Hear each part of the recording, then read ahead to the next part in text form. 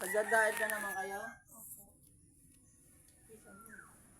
Lapit ka, kasi may marinig din. Eh. Ano gagawin sa buntis? Kain ng bata. Sikunin yung bata, kaya pala may asong gabi rito.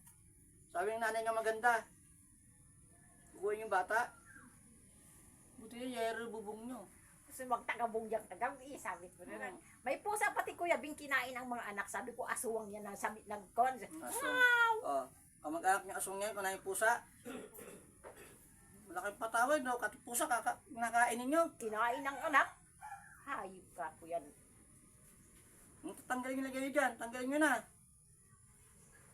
Nakabanda sa diet. Sentro po. Sentro? Siyudad yun ha. Dahil palang mangkukulang sa siyudad. Ang dami ng lagas sa inyo, di pa yung lumulubay. Nalagas ba talaga o hindi? Hindi nalagas? Nagpapatay-patay lang pala, ganon. Ay, ngayon, tutulungan ko na kayo. No, di ba? Tinanggal nyo? Oo.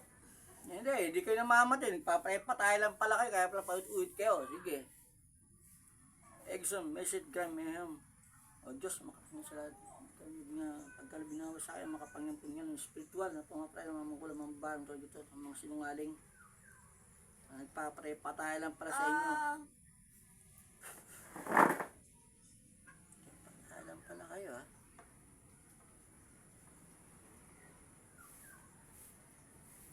Double dead.